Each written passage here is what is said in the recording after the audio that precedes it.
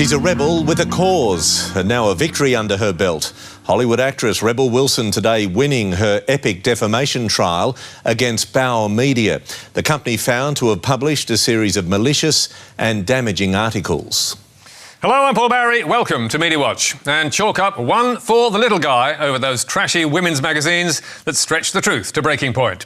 Sure, she is a millionaire Hollywood actress, but Rebel Wilson risked all against the might of Bauer Media, and after weeks of courtroom drama, she emerged victorious. Far too often, I feel that tabloid magazines and the journalists who work for them don't abide by professional ethics. Far too often, I feel that their conduct can only be described as disgusting and as disgraceful. I'm glad, very glad, that the jury has agreed with me. And by their unanimous, overwhelming verdict, they have sent a very, very clear message. And clear it was. The six-woman jury decided on Thursday it had no doubt the star was viciously defamed by a series of articles in Woman's Day and other Bauer magazines that had portrayed Wilson as a liar and a fantasist. Among the defamatory claims made in articles published by Woman's Day magazine were that Rebel was not her real name, she lied to journalists about being 6 years younger than she actually is, and that she also lied about being related to Walt Disney. It was a Woman's Day splash in 2015 that sparked the action. And as the court heard, it provides a fascinating case study of how the gossip mags ply their trade. Just who is the real Rebel? She's clearly got a vivid imagination, laughs our source. Maybe you have to tell stories to make it in Hollywood. So, who was the source? Surprisingly, the magazine actually had one. A still unidentified classmate who contacted Women's Day via its website in 2012. Reporter Sharon Amensic began negotiating with her the following year, the source demanding payment for dirt and old photos, but rejecting an initial offer of $500. Then more photos and information arrived, and the offer was bumped up to $3,000. But in November 2013, a nervous Amensic emailed the source to say, "We've come into some problems about the story. We've been doing research, and there are a lot of articles where they do put her age as 33, and some where she says her real name is Melanie, etc. If she hasn't been lying as such, it will be hard to do the story." Shortly after that, Women's Day claimed, falsely as it turned out, that they were ditching the story on legal advice. "We sat with lawyers and unfortunately the information can't be used in a story because it's too problematic. But due to all your troubles and being so kind, we would like to pay you $1,000 for the tip-off." That should have been the end of it, or so you'd think. But 18 months later, in 2015, Amensic hit the source's inbox again. "My editor asked me to get back in touch with you because she'd love to do a fun story on all the facts you supplied about the real Rebel Wilson." And why the change of plan? Because Rebel had a film coming out, and it was just the perfect time. But while Women's Day editor-in-chief Fiona Connolly loved the dirt file, she told Amensic she was still worried about legals, as we're calling her a liar based on a woman who won't go public. So Connolly was suggesting they could have fun with it instead. Yes, really. Keep it vague, don't be too mean, and you'll probably get away with it. But as Matthew Collins QC argued for Wilson, "We learned in the course of this trial that Bauer Media thinks that magazine reporting is somehow different from other journalism. It is not."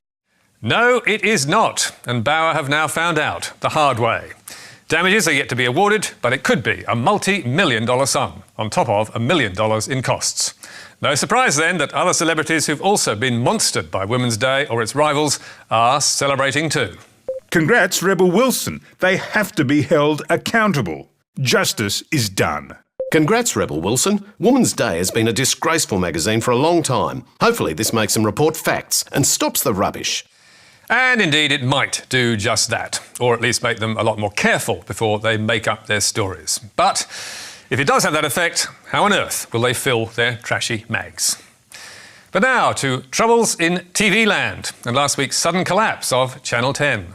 The Network 10 board has placed the company into voluntary administration after being left with no other choice. The company maintains its business as usual and viewers won't notice any changes. But the move sent shockwaves through the industry and Parliament House.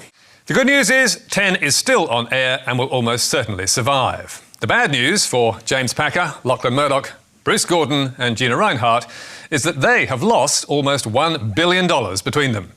while 17,000 smaller shareholders have also lost at least another $1 billion in what the Finn's Joe Aston last month described as the greatest money pit in Australian corporate history.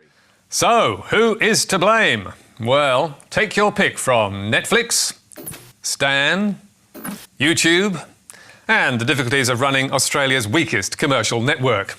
But don't ignore Lachlan Murdoch, who was Ten's chairman for 2 years and CEO for 1 year, helped steer it onto the rocks.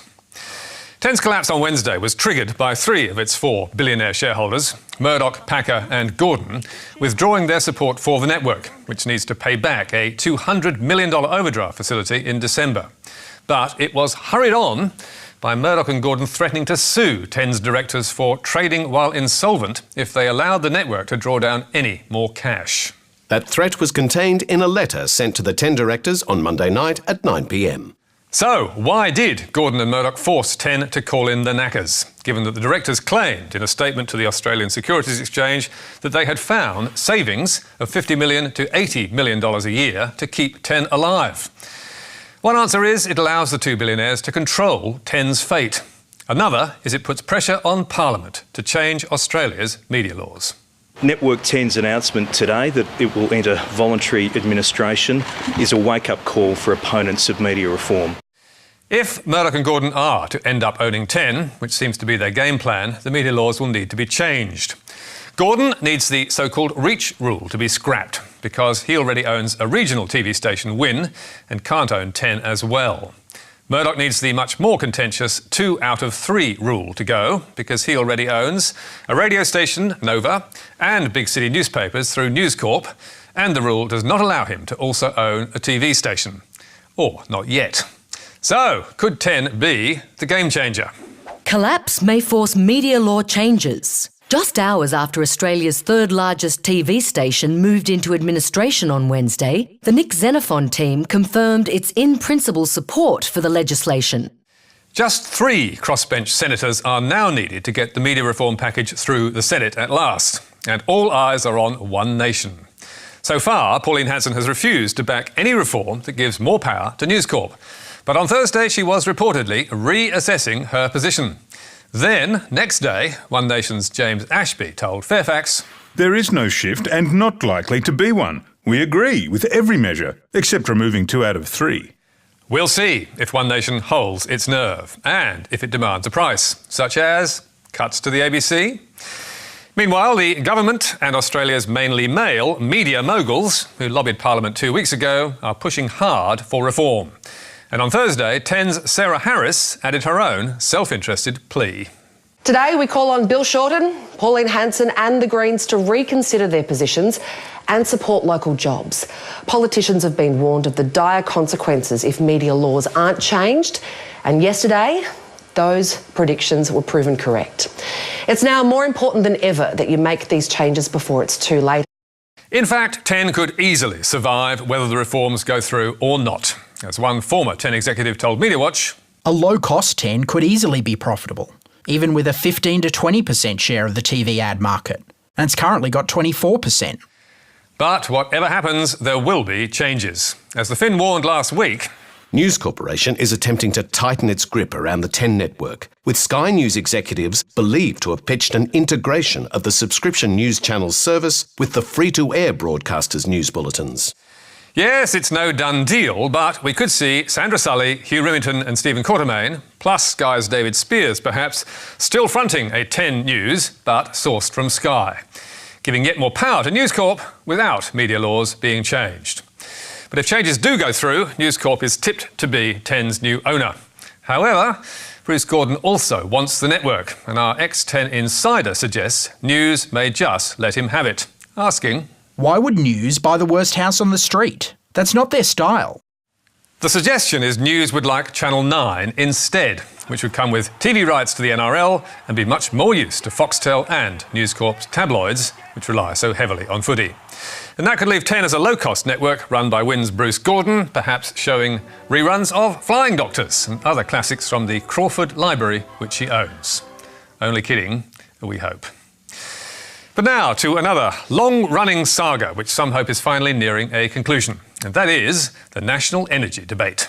After a decade-long policy blackout, this man could be the political circuit breaker. Will this end the climate wars, Professor?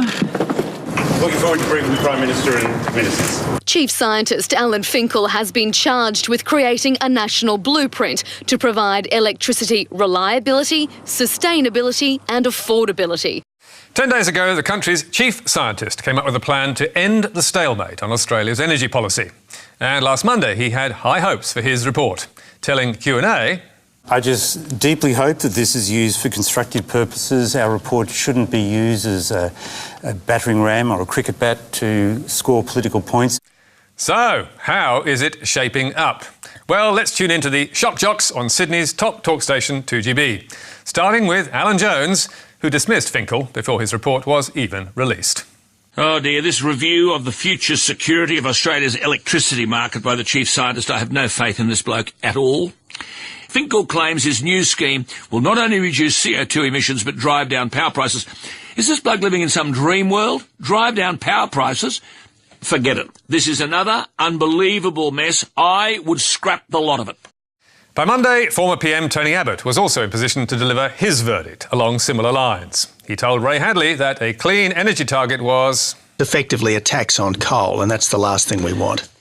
On Tuesday, midday presenter Luke Grant added his voice to what passes for debate on Macquarie Radio, saying the thinking behind Finkel's low emissions target was to jack prices up forever and to hell with the coal industry, and it's all right if elderly people can't afford to run a fridge. Well, that's, part of the deal with climate change. I mean, that's crap. And someone's got to call this mob out rather than just go along, yeah, go the environment. That's rubbish. And next day, to provide some balance from another expert, Grant followed up with some insights from regular commentator Prue McSween. I mean, it's a ship of fools leading us down the gangplank and plunging us further into the depths of debt. We're paying these exorbitant energy bills because we've got this feel-good climate change wank. And let's face it, that's what it is. Meanwhile, Chris Smith, filling in for Alan Jones on the breakfast shift, was in such a funk over Finkel that he reckoned it was time for another people's revolt.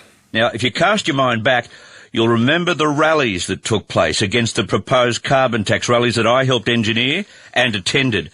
Well, they could be back on the agenda again, this time in relation to low emission targets.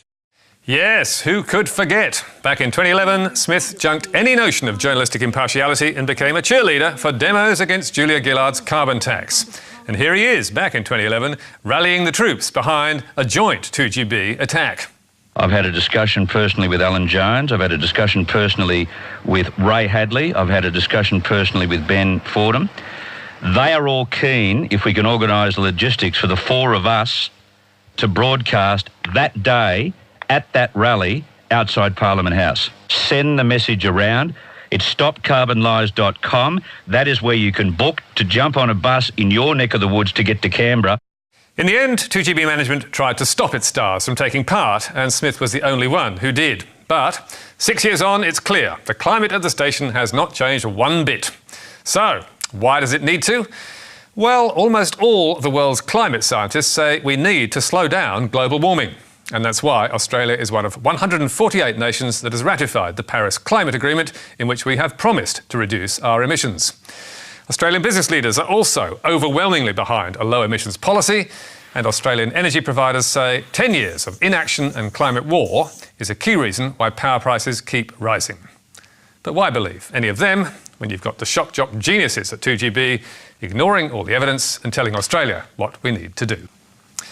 And you can read more about tonight's stories on our Facebook page or our website, where you can get a transcript and download the programme. You can also catch up with us on iView and contact me or MediaWatch on Twitter. And don't miss Media Bites every Thursday on Facebook, Twitter and our website, and also on iView. But for now, until next week, that's all from us. Goodbye.